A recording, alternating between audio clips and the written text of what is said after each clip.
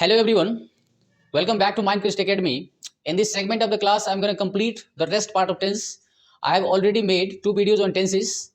The students who have not watched those two videos, I would recommend the students to watch each of them to perfection, because without figuring those two videos out, you will not be able to solve the problem related to tenses. So in this particular class, I'm going to complete the rest part of tenses. So stay tuned till the end of the video, because if you do not watch the entire video, you will get stuck while solving the question related to tense. So I want each of the students to watch the video thoroughly, and then you will not get stuck while responding to any of the questions related to tenses. तो ये past tense के kinds है। तो चार प्रकार के हैं। पहले हम सिंपल पास्ट लेते हैं। सिंपल पास्ट,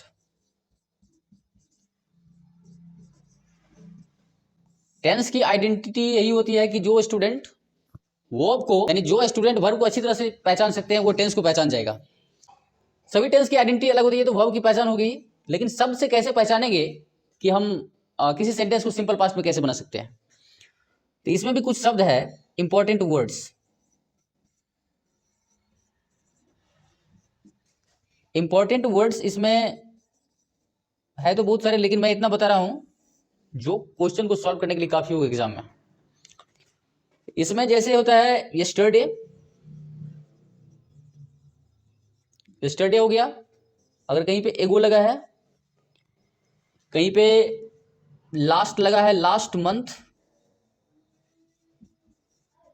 या फिर लास्ट ईयर, या फिर लास्ट में अगर कुछ भी लगा है, लास्ट मंथ हो सकता है, मंथ मैंने लिख दिया है। लास्ट संडे भी हो सकता है। अगर किसी सेंटेंस में लास्ट अगर लगा है, या फिर यस्टरडे, एगो, ये सब मैंने कुछ जनरल वर्ड्स लिख दिए हैं जो जनरली आते हैं एग्जाम में। इन्हीं वर्ड्स के माध्यम से हमें पता चलेगा कि सेंटेंस को सिंपल पास्ट में बनाया जाएगा। जैसे एक एग्जांपल लेते हैं हम, ही, यहां पर ब्लैंक है, टू मुंबई यस्टरडे। तो देखो यहां पर यस्टरडे वर्ड है जो मैंने वहां लिख रखा है। तो अगर इन्हीं में से कोई शब्द किसी सेंटेंस में हो, तो उससे हमें पता चल जाएगा कि वो सेंटेंस सिंपल पास्ट में बनेगा और उसमें सेकंड फॉर्म लगेगा वर्ब का। जैसे कि इसमें हम ऑप्शन अगर लेते हैं, अगर मैंने लिया गो, वेंट, गोन, या फिर फोर्थ में लेता हूं गोज। तो यहां पर मैंने ये क्वेश्चन लिया है और इस क्वेश्चन के चार ऑप्शन मैंने लिया है। तो इन चारों ऑप्शन में से हमें सेकेंड फॉर्म इसमें लगाना है, क्योंकि यस्टरडे वर्ड है जिससे हमें पता चलता है कि ये सेंटेंस सिंपल पास्ट में बनेगा। तो सिंपल पास्ट में बनेगा तो इसका मतलब सेकेंड फॉर्म लगेगा। तो हमें इन चारों जो विकल्प दिए हुए हैं, इन विकल्पों में से हमें सेकेंड फॉर्म ढूंढना है कि सेकेंड फॉर्म है कहाँ पे। तो जो बच्चे पढ़े होंगे सेकेंड और थर्ड फॉर्म, उन्हें मालूम होगा कि ये वेंट जो है गो का सेकेंड फॉर्म होता है, ये फर्स्ट फॉर्म है, ये फोर्थ है और ये फिफ्थ है। तो इसमें सेकेंड आएगा, इसमें मतलब इसमें सेकेंड आएगा, तो हमें सेकेंड देखना है कि इसमें कौन सा है। तो गो का सेकेंड फॉर्म होता है वेंट। इसीलिए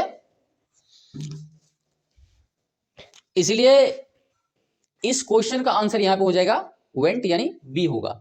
सिंपल पास्ट के कुछ एडिशनल रूल है जो मैं बता देना चाहूंगा। सिंपल पास्ट के जो एडिशनल रूल है,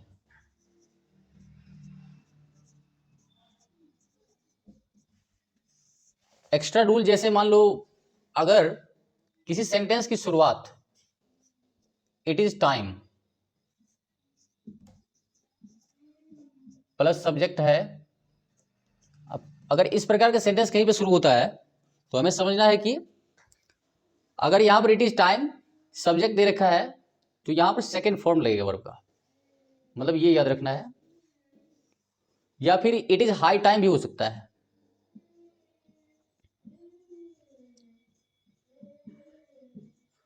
या तो इट इज टाइम हो या फिर इट इज हाई टाइम हो, इनके बाद अगर सब्जेक्ट आएगा तो सेकेंड फॉर्म ही आएगा। तो ये ध्यान रखना है, ऐसा अगर क्वेश्चन आएगा, मतलब अगर इट इज टाइम या इट इज हाई टाइम से अगर सेंटेंस शुरुआत होती है, उसके बाद अगर सब्जेक्ट है तो सेकेंड फॉर्म आएगा वर्ब का।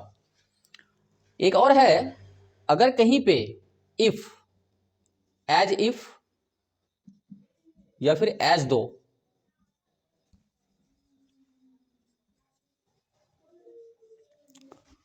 अगर ये किसी फिक्शनल स्टेटमेंट के लिए प्रयोग हो रहा है तो हम क्या करेंगे, इसके बाद अगर इसके बाद सब्जेक्ट दिया हुआ है तो हम सेकेंड फॉर्म का ही प्रयोग करेंगे।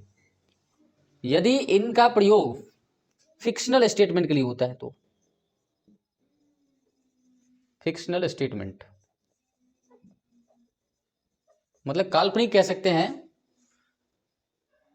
काल्पनिक मतलब फिक्शनल स्टेटमेंट के बेस पर इनमें से किसी वर्ड का प्रयोग होता है, अगर इनके बाद सब्जेक्ट होंगे मतलब यहां पे वर्ब का सेकंड फॉर्म लगेगा, यानी सिंपल पास्ट के वर्ड लगेंगे। जैसे अगर हम यहां पे एक एग्जांपल लेते हैं, यहां पर लिखेंगे इट इज टाइम वी, और यहां पे डॉट देखा है क्रिकेट। तो देखो यहां पर मैंने ये जो वर्ड लिया था, ये जो फ्रेज है एक मतलब सेट ही आ रहा है, ये फ्रेज जब आएगा उसके बाद अगर सब्जेक्ट है तो यहां पर हम सेकेंड फॉर्म का प्रयोग करेंगे और ऑप्शन में जो सेकेंड फॉर्म मिलेगा वही इसका आंसर होगा। जैसे यहां पर हम ऑप्शन लेते हैं, ये 4 विकल्प दिए हुए हैं, इनमें से हमें देखना है कि वर्ब का सेकेंड फॉर्म कौन सा है।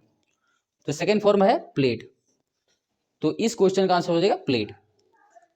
अगर इनमें से अगर कोई देखनी है, एक एग्जांपल लेते हैं हम, तो यहां पर हम वो जो एक फ्रेज था इट इज टाइम और इट इज हाई टाइम वाला एग्जांपल तो मैंने दे रखा है, लेकिन यहां पर इफ एज दो, अगर इन सब का प्रयोग फिक्शनल स्टेटमेंट के लिए हो रहा है तो इनके बाद जो सब्जेक्ट आएंगे और वर्ब आएंगे तो वर्ब सेकंड फॉर्म होगा, यानी सिंपल पास्ट के वर्ब का प्रयोग होगा। ये बात याद रखनी है। मतलब इफ,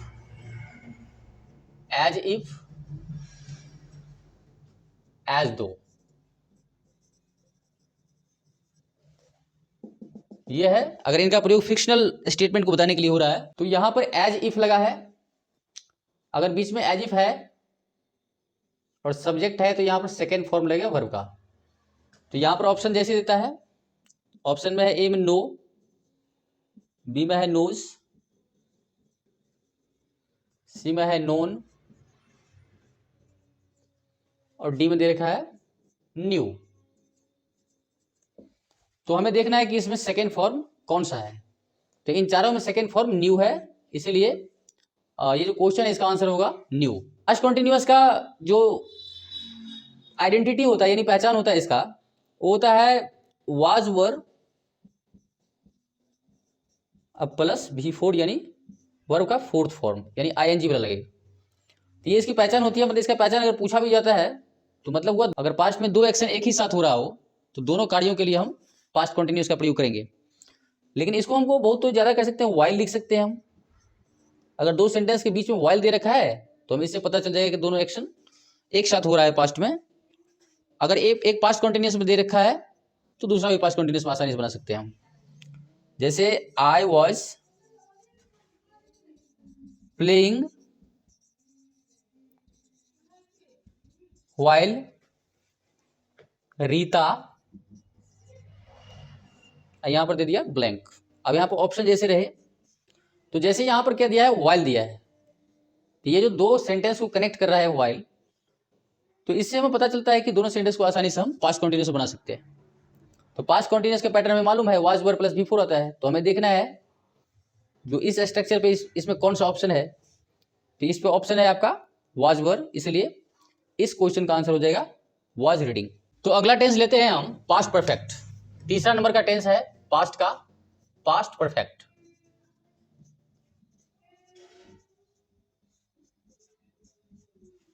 तो पास्ट परफेक्ट मैंने पहले बताया था कि प्रेजेंट टेंस में पढ़ा रहा था, उस समय मैंने बताया था कि परफेक्ट टेंस अगर कहीं आता है तो थर्ड फॉर्म लगता है। तो पास्ट है, अगर पास्ट परफेक्ट है तो यहां पर हैड प्लस, मतलब अगर पास्ट परफेक्ट है तो वहां पे had plus third form of verb लगेगा, यानी वर्ब का तीसरा रूप लगेगा। कि जैसे इसमें क्वेश्चन कैसे पूछते हैं वो देखिए, ये सिर्फ अकेला नहीं पूछता है बल्कि ये दो सेंटेंस को ऐड करके पूछे जाते हैं। जैसे देखो भाई यहां पर क्या है कि अगर पास्ट में दो एक्शन, वैसे पास्ट का पास्ट पास्ट परफेक्ट ही होता है, याद रखना जरूरी है।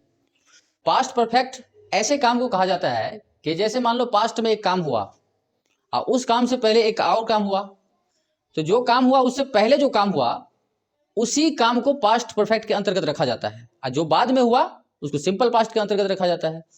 जैसे हमें ऐसा क्वेश्चन पूछ सकता है कि अगर मान लो यहां पर अगर ऐसा पूछता है कि यहां पर बिफोर या आफ्टर, देखो यहां पर रहता है जनरली बिफोर या आफ्टर रहता है, इसमें बिफोर या आफ्टर किसी सेंटेंस के बीच में ऐसा रह सकता है, जनरली बिफोर ही रहता है। लेकिन इसमें देखना है कि काम जो पहले होगा, यानी पास्ट में दो एक्शंस हुए हैं और उनमें से देखना जरूरी है कि काम कौन सा पहले हुआ है। जो काम पहले होगा उसके लिए पास्ट परफेक्ट का प्रयोग करना है, और जो काम बाद में होगा उसके लिए सिंपल पास्ट का प्रयोग करना है। जैसे यहां पर हम देखते हैं एग्जाम्पल के माध्यम से, जैसे द स्टूडेंट्स, और यहां पे छोड़ दिया to school before the van came. तो हमें देखना है यहां पर ये कि अगर बिफोर लगा है सेंटेंस के बीच में, एक सेंटेंस यहां पे ये है और एक सेंटेंस यहां पे ये है, तो हमें देखना पड़ेगा ये कि अगर बिफोर या आफ्टर लगा है सेंटेंस के बीच में, तो एक सेंटेंस में देखना कि अगर एक सेंटेंस में सेकेंड फॉर्म है वर्ब का, तो इसका मतलब ये सिंपल पास्ट में है। अगर एक सिंपल पास्ट में है तो दूसरा पास्ट परफेक्ट में बनेगा। तो इसी को समझना है कि पास्ट में अगर दो एक्शंस हुए हैं तो देखना पड़ेगा पहला एक्शन और दूसरा एक्शन दोनों को देखना पड़ेगा, क्योंकि दोनों एक्शन को देख करके बनाया जा सकता है इसको। तो हमें देखना पड़ेगा पहला एक्शन कौन सा हुआ है और बाद में कौन सा हुआ है। तो अगर ये सिंपल पास्ट में दे रखा है, अगर बिफोर लगा है तो यहाँ पर पास्ट परफेक्ट ही आएगा। तो पास्ट परफेक्ट का स्ट्रक्चर ये है, अगर इस स्ट्रक्चर पे जो ऑप्शन होगा वही इसका आंसर होगा। जैसे ऑप्शन लेते हैं हम, जैसे वेंट, वेंट है, हैज गॉन, हैड गॉन, और डी में लेते हैं हम हैव गॉन। तो देखना हमें यह है कि पास्ट परफेक्ट में अगर लगेगा तो स्ट्रक्चर याद रखना जरूरी है, क्योंकि स्ट्रक्चर के बेस में ही सिलेक्शन करोगे ऑब्जेक्टिव में से जो ऑप्शन दिए होते हैं वो। यहाँ पर हमें हैड देखना है, हैड किधर है, हैड यहाँ पे है, और ये भी देखना है कि थर्ड फॉर्म, थर्ड फॉर्म तो इसमें भी है इसमें भी है, लेकिन हैड प्लस थर्ड फॉर्म होनी चाहिए। तो हैड प्लस थर्ड फॉर्म सी है, इसलिए इस क्वेश्चन का आंसर हो जाएगा सी। तो इस प्रकार के क्वेश्चन पूछे जाते हैं एग्जाम में पास्ट परफेक्ट से रिलेटेड। तो पास्ट परफेक्ट का हो गया। पास्ट परफेक्ट कॉन्टिन्यूअस टेंस का यूज पूछा नहीं जाता है, फिर भी मैं उसका स्ट्रक्चर बता देता हूं। पास्ट टेंस का जो चौथा प्रकार है वो है पास्ट परफेक्ट कॉन्टिन्यूअस। तो इसका स्ट्रक्चर क्या होगा, had plus been plus V4।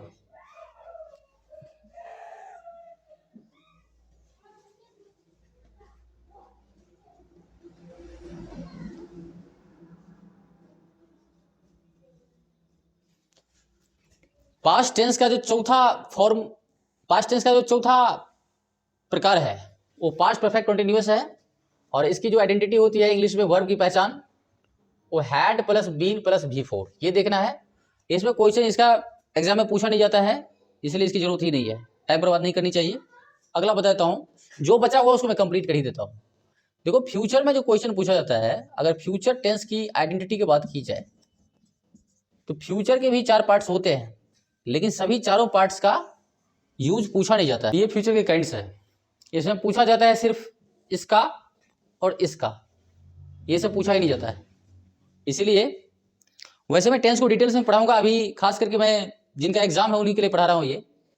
ये खास करके मैं उन बच्चों के लिए पढ़ा रहा हूँ शॉर्टकट में जिनका एग्जाम है। इसलिए सिंपल फ्यूचर अगर देखते हैं तो सिंपल फ्यूचर जो होता है इसकी स्ट्रक्चर क्या होती है, वर्ब की स्ट्रक्चर सिंपल फ्यूचर की होती है शैल will plus first form of verb. ये होती है सिंपल फ्यूचर की पैटर्न। इसी पैटर्न पे बनाना है, इसमें ज्यादा वर्ड नहीं है पहचानने के लिए। अगर किसी सेंटेंस में टुमारो, नेक्स्ट ईयर या नेक्स्ट मंथ या नेक्स्ट संडे। अगर कहीं tomorrow, next year, next month, next Sunday यानी मतलब नेक्स्ट लगा है तो मैं अगर ये शब्द कहीं पे है तो हमें यही शब्द से पता चलेगा कि सेंटेंस फ्यूचर सिंपल में बनेगा। तो सिंपल फ्यूचर का मैंने जो शब्द लिखा था उसी के जैसे सिंपल फ्यूचर की जो आइडेंटिटी होती है मैंने पहले लिख रखा है, फिर भी मैं लिख दे रहा हूं एग्जांपल के लिए। इसमें next, next year, next month या फिर टुमारो या फिर नेक्स्ट वीक, अगर ये शब्द कहीं पे किसी सेंटेंस में होगा तो इन्हीं शब्द, इन्हीं वर्ड्स के माध्यम से हमें समझ में आ जाएगा कि सेंटेंस फ्यूचर सिंपल में बनेगा। जैसे एग्जांपल में लिखता हूं, आई टू दिल्ली टुमारो। जैसे मैं एक एग्जांपल लेता हूं, आई डॉट यानी ब्लैंक है यहां पे, टू दिल्ली टुमारो। तो यहां पे हमें टुमारो वर्ड से पता चलता है कि यहां पे सिंपल फ्यूचर का वर्ब लगेगा। तो यहां पे ऑप्शन ऐसे देगा, जैसे वेंट, गॉन, शैल गो या फिर वाज गोइंग।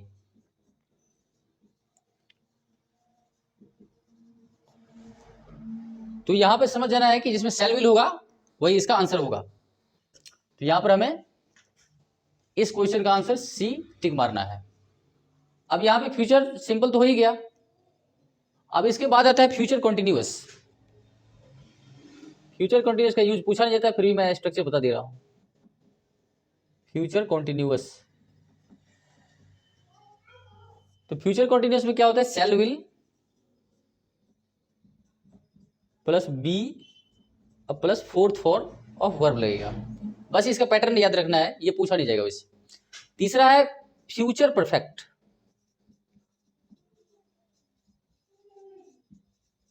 फ्यूचर परफेक्ट है तो फ्यूचर परफेक्ट में क्या होगा, तो तीसरा है फ्यूचर परफेक्ट। इसकी जो पहचान होती है यानी वर्बल जो पैटर्न होता है, यानी वर्ब से कैसे आइडेंटिफाई कर सकते हैं हम, इसमें होगा शैल will plus have plus V3। ये हो गया इसकी आइडेंटिटी, ये पूछा नहीं जाएगा। अगर पूछा भी जाता है तो इसका मैं एक एग्जांपल बताता हूं। ध्यान रखना कि अगर फ्यूचर परफेक्ट में दे दिया है कोई ने, मान लो he will have completed the work before the teacher. अगर ऐसा सेंटेंस कहीं पे है, अगर एक फ्यूचर परफेक्ट में बना दिया है, या फिर कह सकते हैं हाँ ऐसा ही क्वेश्चन पूछा जा सकता है। एक फ्यूचर मतलब फ्यूचर परफेक्ट में अगर क्वेश्चन पूछेगा तो ऐसा क्वेश्चन पूछेगा, ही will have completed the work, मतलब इस बेस पे बिफोर द टीचर, यहाँ पे खाली स्थान छोड़ देगा। तो मैंने इसमें जो क्वेश्चन पूछे जाएंगे यहाँ पर इसी प्रकार के क्वेश्चन पूछेंगे, एक फ्यूचर परफेक्ट में हो या सिर्फ सिंपल फ्यूचर में हो, तो दूसरा सिंपल प्रेजेंट में बनाएंगे। और यहाँ पर ऑप्शन हमें देखना है, यहाँ पर ऑप्शन लेते हैं ऊपर में, यहीं पे ले लेता हूं मैं। जैसे ऑप्शन यहाँ पे होगा, तो ये 4 ऑप्शन है, इन चारों में से इसमें जो फिट होगा उस वर्ब को हमें सेलेक्ट करना है इसमें से। तो हमें पता है कि सिंपल प्रेजेंट का जो वर्ब होता है वो या तो V1 होगा या V5 होगा। मैंने पहले बता रखा है कि कहाँ पे V1 लगता है और कहाँ पे V5 लगता है, इसीलिए पिछले वाले वीडियो आप लोगों के लिए देखना आवश्यक है। तो इसीलिए यहाँ पर हमने बताया था कि अगर थर्ड पर्सन सिंगुलर नंबर होगा, एक नाम होगा तो V5 लगता है। तो हमें देखना है कि इनमें से V5 है कौन सा। तो V5 तो S या S लगा होता है, इसलिए C इसका आंसर हो जाएगा। तो यहाँ पर हमको इस प्रकार के क्वेश्चन को फ्रीक्वेंटली देखना है, क्योंकि इसी प्रकार का क्वेश्चन बोर्ड एग्जाम आता है और कई बार आया है। तो ये टेंस से रिलेटेड जितने भी क्वेश्चन पूछे जाते हैं वो सारे के सारे मैंने बता दिए हैं। एक टेंस है बचा हुआ, उसका भी स्ट्रक्चर मैं लिख ही देता हूँ। देखो फ्यूचर परफेक्ट कंटिन्यूअस क्वेश्चन पूछा तो नहीं जाता है, लेकिन फिर भी मैं बता देता हूँ कि किस प्रकार के क्वेश्चन आने की संभावना हो सकती है। तो पहले फ्यूचर परफेक्ट कॉन्टिन्यूअस की स्ट्रक्चर समझते हैं हम। फ्यूचर परफेक्ट कॉन्टिन्यूअस, तो फ्यूचर परफेक्ट कॉन्टिन्यूअस जो है इसका स्ट्रक्चर क्या हो सकता है? इसका होगा सेल या विल। फ्यूचर है तो सेल विल लगेगा ही, परफेक्ट लगता है तो V3 लगता है, हैव प्लस V3, अब प्लस लगेगा V4, मतलब V3 मतलब यहां पे हैव के बाद बीन लगाना है, वही V3 है वैसे V4, बस ये याद रखना है। जैसे कि यहां पर क्या होता है कि प्रेजेंट परफेक्ट कॉन्टिन्यूअस और पास्ट परफेक्ट कॉन्टिन्यूअस में, जैसे कि प्रेजेंट परफेक्ट कॉन्टिन्यूअस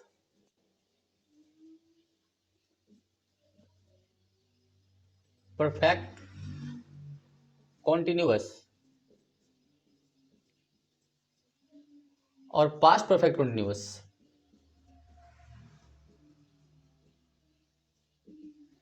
मतलब हमने बताया था कि जो प्रेजेंट परफेक्ट कॉन्टिन्यूअस और पास्ट परफेक्ट कॉन्टिन्यूअस में अगर समय को दर्शा रहा है तो उसके लिए हम फोर सेंस का प्रयोग करते हैं, लेकिन फ्यूचर में हम यहाँ पे सेंस का प्रयोग नहीं कर सकते हैं। फ्यूचर परफेक्ट कॉन्टिन्यूअस के टेंस के लिए यहाँ पे होगा फोर या फिर फ्रॉम होगा।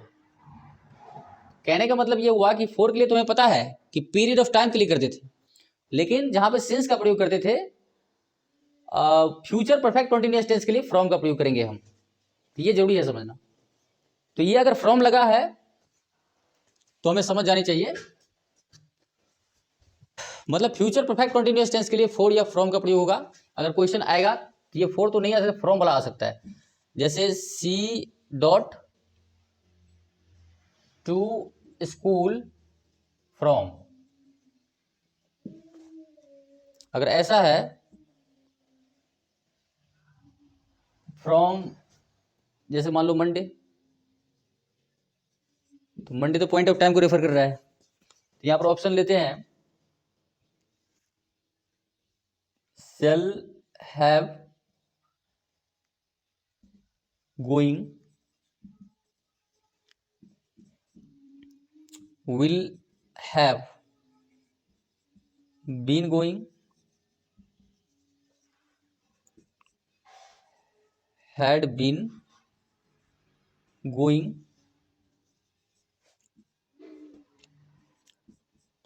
is going।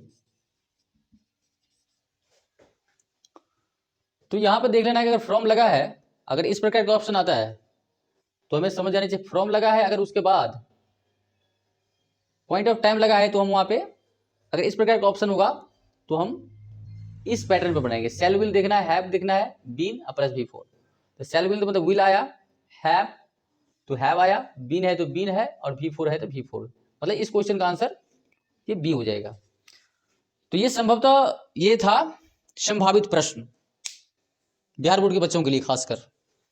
अब मैं बताना चाहूंगा कि ये सारी पढ़ ली है तो सारी वीडियो आप क्लोजली देखिए, तभी आपको पूरा समझ में आएगा, वरना अगर पूरा वीडियो देखते नहीं है तो फिर क्वेश्चन आपको सही से बन नहीं पाएगा। तो मैं रेकमेंड करूंगा सारे बच्चों को कि वीडियो को सही से एक एक करके ध्यान से देखें, और जो बच्चे पिछली वीडियो देखे नहीं है मैं उनसे कहना चाहूंगा कि सारी वीडियो जाकर देखिए, तभी आपको पूर्ण ज्ञान होगा, और पूर्ण ज्ञान होगा तभी आप क्वेश्चन बना पाएंगे। तो मैं उम्मीद करता हूँ कि जितने मैंने पढ़ाया उन सबको आप समझ गए होंगे। अगर किसी प्रकार की दिक्कतें हैं तो आप लोग मुझे कमेंट सेक्शन के माध्यम से बताइएगा कि मुझे ये दिक्कत है। अब मैं अगला जो क्लास लेने वाला हूँ, मतलब अगला जो वीडियो आएगा वो वॉइस का आएगा, और मैं जल्द से जल्द वॉइस को भी कंप्लीट करके जितने भी ग्रामर के पार्ट्स है उसको कंप्लीट करने की कोशिश करूंगा, और इसके साथ साथ मैं लिटरेचर का जो पार्ट है या कॉम्पोजिशन का पार्ट है वो भी बीच में आपको देखने को मिलेगा। इसलिए जितने भी मतलब प्रोबेबल क्वेश्चंस है वो सारे के सारे आपको मिलेंगे। तो thank you very much for watching the video. If you like the video, make sure to subscribe to the channel and hit the bell icon to get notification when videos will be uploaded. Thank you very much for watching.